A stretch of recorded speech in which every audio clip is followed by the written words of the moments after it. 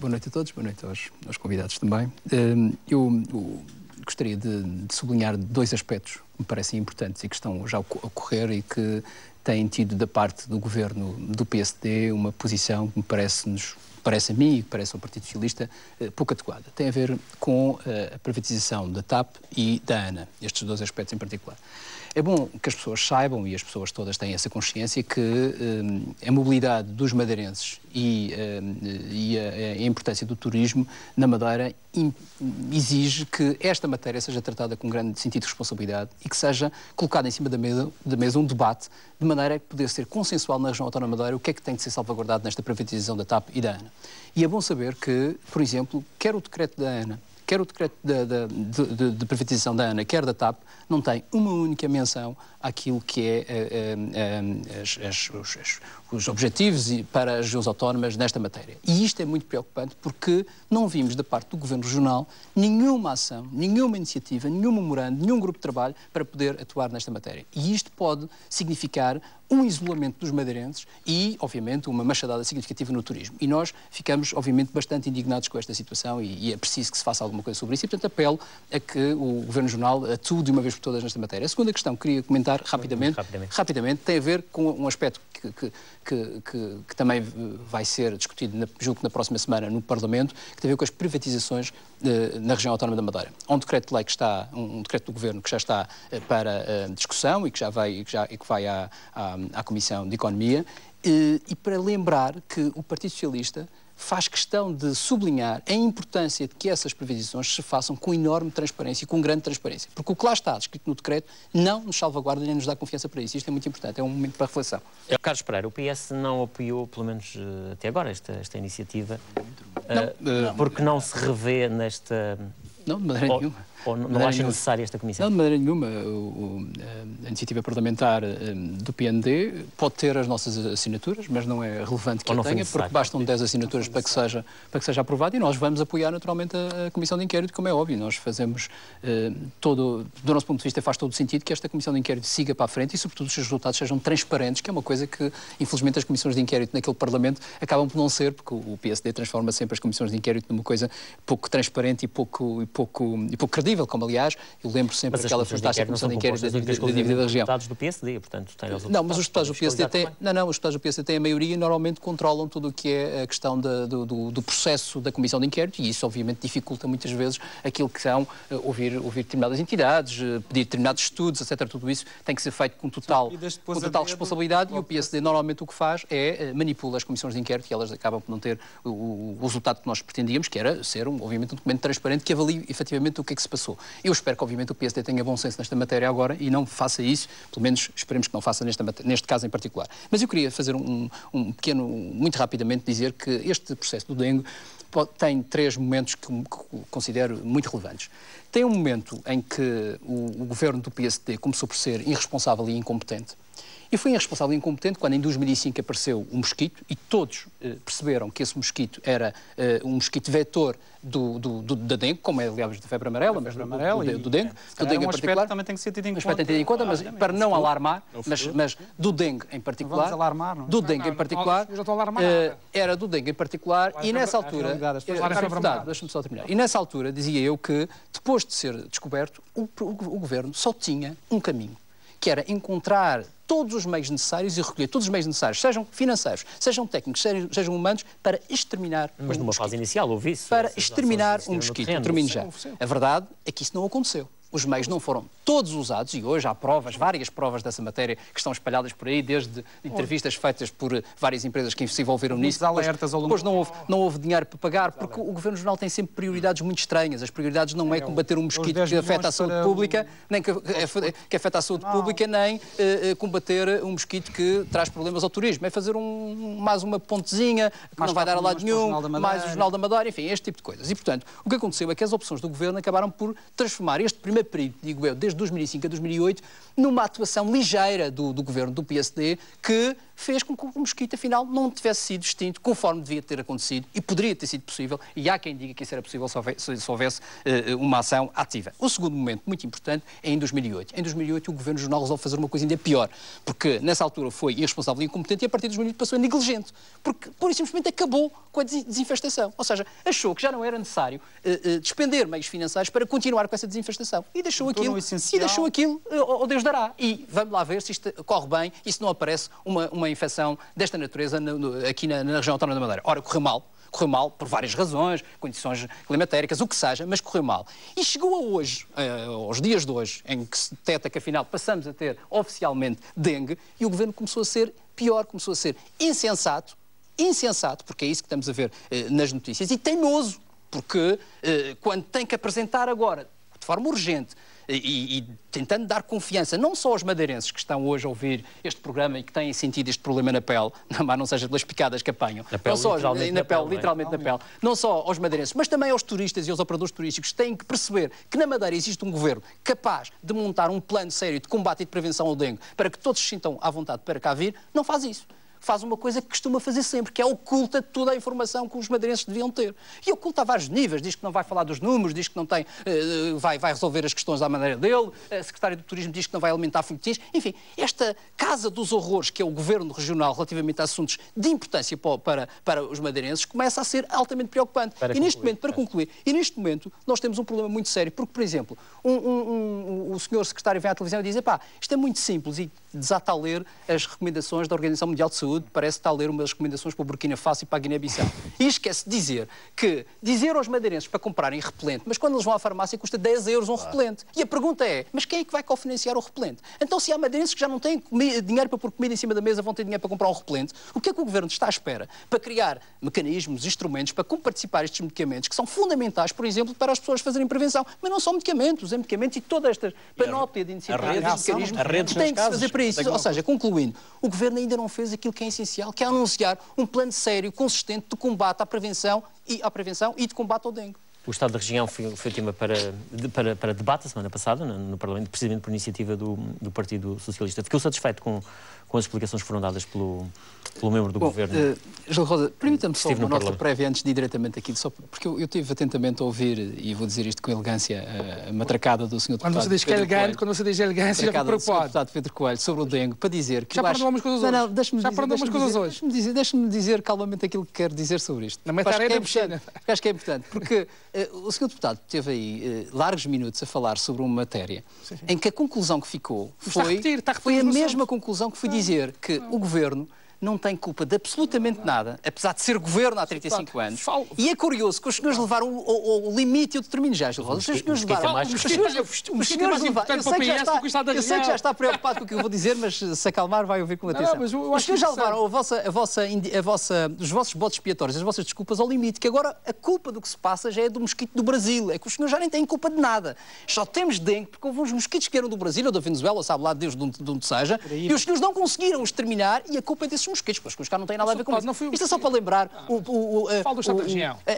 as estrapalhadas e a forma como os senhores se tentam safar de todas as vossas responsabilidades, apesar de serem um governo há 35 anos. Mas voltando ao Estado da Região, que é outra, haverá ali outros botes expiatórios para o Sr. Deputado já está preocupado com o que eu vou dizer. Mas eu gostaria de dizer que nós não ficamos naturalmente satisfeitos com aquilo que foi o debate, desde logo porque houve logo uma falha significativa, que é o habitual, que foi o principal responsável desta situação, meteu o rabinho entre as pernas e ficou em casa na Quinta Vigia a ver o que fazia aquele senhor... que é o Dr. Garcês, que é um dos principais responsáveis pela situação do ponto de vista financeiro, mas que não é o único responsável, e o principal ficou na Quinta Vigia, não veio à Assembleia discutir com os deputados. E, portanto, isso começou por falhar por aí. O resto é o habitual, é as desculpas habituais dos outros, de Lisboa, da União Europeia, nunca responsabilidades próprias. Agora, é preciso dizer 3 coisas fundamentais. É como é que chegamos à situação em que chegamos.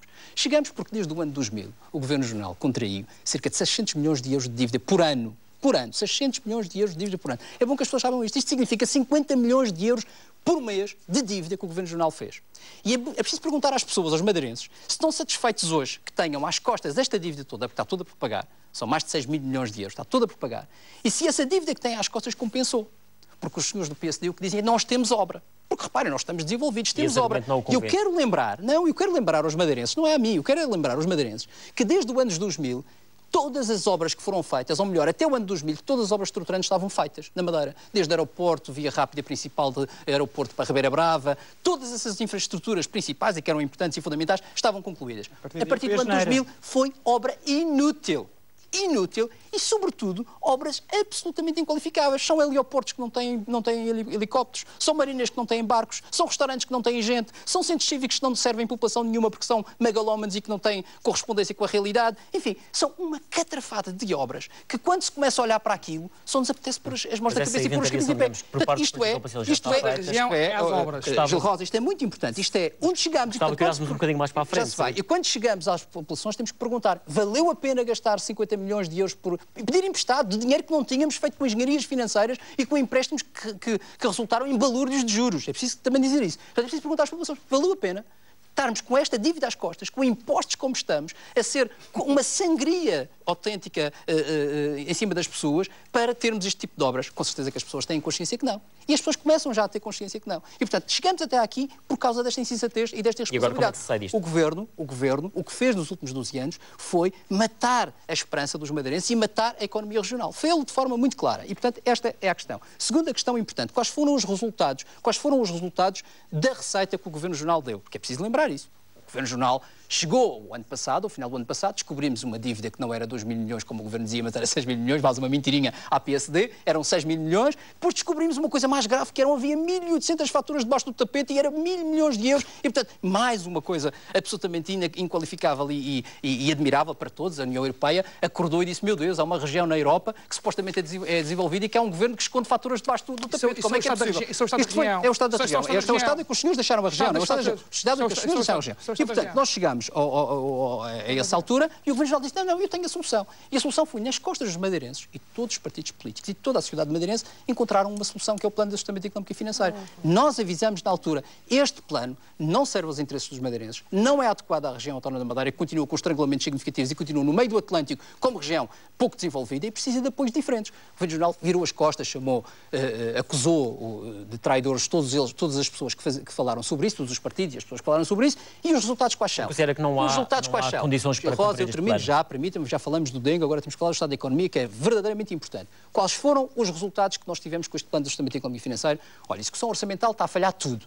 Receita devia de subir, está a baixar significativamente. Despesa devia de baixar, está a subir em vez de subir, em vez de baixar. Portanto, está tudo a falhar, e o documento da gestão orçamental está a falhar. Está a falhar, e não sei se sou eu que digo, dizem todos, inclusive os vossos documentos oficiais. Mas mais grave: aquilo que o Governo Regional disse, e toda a gente, e se houvesse possibilidade de passar as palavras do Sr. Presidente do Governo quando saiu com aquele ar, estranho daquela reunião com o Governo PSD-CDS, saía à rua e disse que este plano era o único plano possível e que ia criar emprego. Ora, o emprego aumentou exatamente num ano, 30%.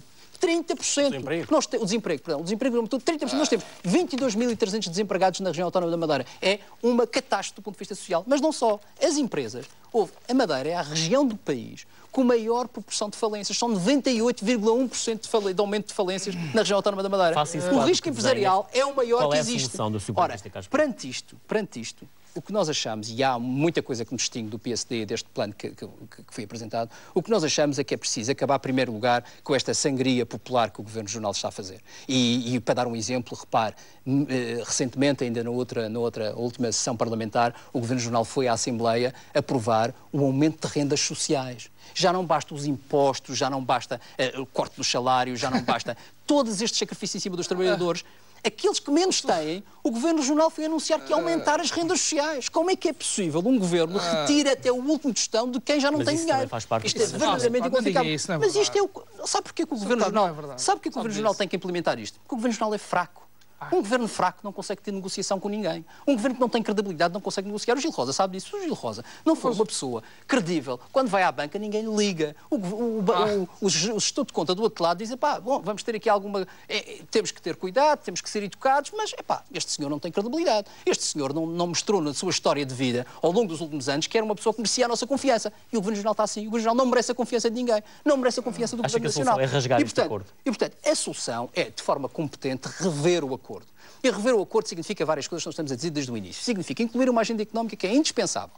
É indispensável. E é preciso lembrar que esta discussão é com o Governo da República, não é com a Troika. Os senhores gostam de dizer que esta é a Troika. Não, não. Esta discussão é com o Governo da República, PSD-CDS. Foi com eles que o Governo do PSD assinou. Mas há aqui também algumas imposições da Troika. Todas as imposições da Troika. Em relação às quem é que negociou com a Troika? Todas as imposições da Troika... Oh, Sr. Deputado, calma. Quem é que negociou com a Troika? Todas as imposições da Troika já foram largamente ultrapassadas pelo PSD. Vou-lhe dar um exemplo. A Troika dizia que a discussão da lei das finanças regionais, que os impostos deviam de baixar 20%, deviam no máximo ser 20%. Nós já estamos igual à República. O Governo do PSD já disse, não, disse à Troika, não, isso é pouco, vamos pôr igual à República. Portanto, a Troika, essa Troika já está ultrapassadíssima por aquilo que foi a criatividade, para aquilo que foi a criatividade absolutamente negativa do Governo do PSD. Portanto, é preciso travar isso. Portanto, eu dizia, para terminar, que é preciso, obviamente, acabar com essa sangria popular. É preciso acabar com esta ideia de que vamos afogar a classe média e os funcionários públicos e com isso vamos obter dinheiro para salvar a crise económica, que isso não dá. É preciso a tal agenda económica. E é preciso uma coisa muito importante. É preciso uma coisa muito importante. Rever este acordo no sentido de